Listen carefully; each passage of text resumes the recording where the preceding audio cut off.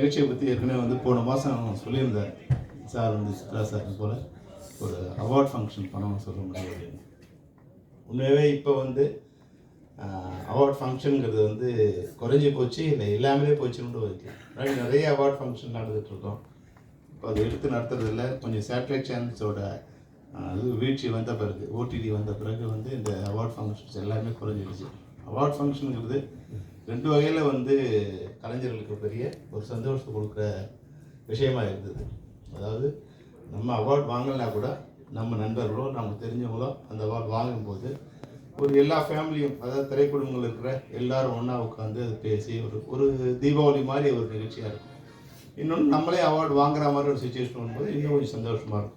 அந்த அவார்டில் கண்டெஸ்ட் பண்ணி வாங்குற வரைக்கும் ஒரு மிகப்பெரிய ஒரு ஆங்ஸைட்டி நமக்கு வருமா இல்லை யாருக்கு வரும் அப்படிங்கிற ஒரு சின்ன ஆங்ஸைட்டி இருக்கும். அப்போ வந்து ஏறக்குறைய ஒரு 1 month அதுக்கான சந்திப்பு, அதை பார்க்குற மற்றவங்களை பார்க்குறது, காம்படிஷன், யாருக்கு ஒரு சின்ன காசிப்பு வந்து முடிஞ்ச பிறகு இல்லை அவங்க வந்து கொஞ்சம் ஒன் சைடாக பண்ணிட்டாங்க, இது மாதிரி சின்ன சின்ன அதை பற்றி பேசுறது. இது போல் வந்து ஏறக்குறைய ஒரு 2 மாதம், ஒரு வருஷத்தில் ஒரு 2 மாதம் இது பற்றியே ஒரு விஷயமா இருக்கும். ஒரு எல்லோரும் வந்து நல்லதோ கெட்டதோ ஒன்று சேர்ந்து பேசுறதுக்கு ஒரு விஷயமா இருந்துட்டு இருக்கு.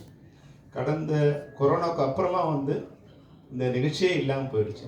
அப்போ சித்ரா சார் சொல்லும்போது சொன்னார், சிலமணி இது மாதிரி பண்ண போகிறோம்.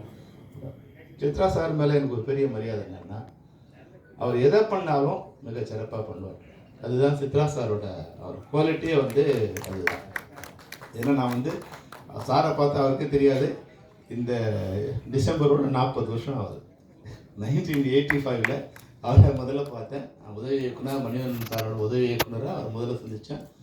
அப்போ வந்து ஜல்லிக்கட்டுங்கிற ஒரு படத்தை அவர் ப்ரொடியூஸ் பண்ணுறதுக்காக வந்து நாங்கள் ஷூட்டிங் நடந்துக்கும் போது அவங்க வந்தார். அப்போ தான் முதலாக பார்த்தேன். அன்னையிலேருந்து இன்னை வரைக்கும் அவரோட உறவு நட்பும் தொடர்ந்து வந்துகிட்டே இருக்கு. அவர் பல்வேறு வகையில் நான் அவரோட பயணிச்சிருக்கேன். உதவி இயக்குனராக பயணிச்சிருக்கேன். அப்புறம் வந்து டைரக்டராக அவரோட ட்ராவல் பண்ணியிருக்கேன்.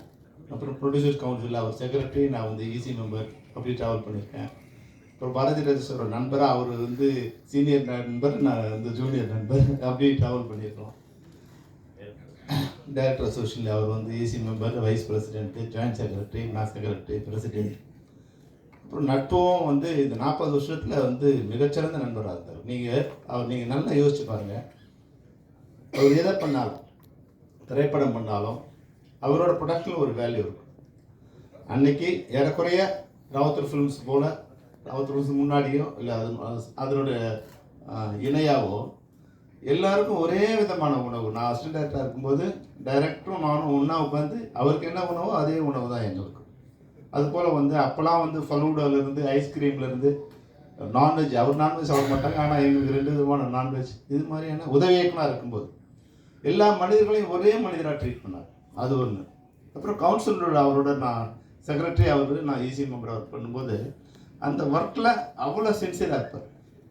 யார் என்ன, நீ பெரிய ஆள் சின்ன ஆள், அதை பற்றி எந்த விதமான இதுவும் அவருக்கு பார்ஷியாலிட்டி இருக்காது. அப்புறம் 24 hours அதை பற்றி யோசிப்பார். இன்றைக்கி அந்த ஒர்க் முடிச்சுட்டு போனால் மறுநாள் போனார்னா இதை பற்றியான சிந்தனையோடு இருப்பார். இந்த ஒர்க்கு என்ன ஒர்க்கு கேரி பண்ணோம், அந்த ஒர்க்கோட பேலன்ஸ் ஒர்க்கெல்லாம் முடிச்சுட்டு மறுநாள் வரும்போது ஒரு ஸ்கூல் ஸ்டூடெண்ட் மாதிரி கொண்டு வருவார். ஒரு சின்ன இது கூட அவர் பற்றி என்னென்னா, அப்போது ப்ரொடியூசர் கவுன்சிலில் ஒரு சின்ன ஒரு இது போட்டிருந்தாங்க, 3 column 20 cm தான் வந்து விளம்பரம் கொடுக்குறாங்க. அப்போ என்னோடய ஃப்ரெண்டு வாசு, அவர்கிட்ட மேனேஜராக தான் இருந்தான், ராமவாசு.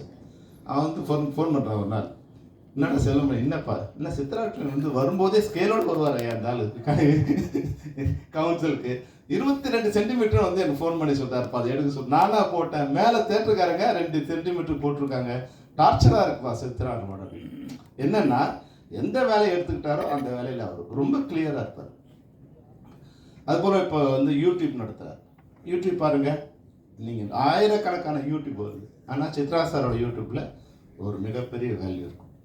என்டர்டைன்மெண்ட் இருக்கும், டெடிக்கேஷன் இருக்கும், ப்ளஸ் வந்து அதனுடைய ஆத்தென்டிகேஷன் இருக்கும். ஒரு நாள் என்கிட்ட கேட்டே இருந்தார், சரி பண்ணலாம் சார், ஒரு 1/2 hour கூட செலவு பண்ணினார். நாங்கள் உட்காந்து பேச ஆரம்பித்தோம்.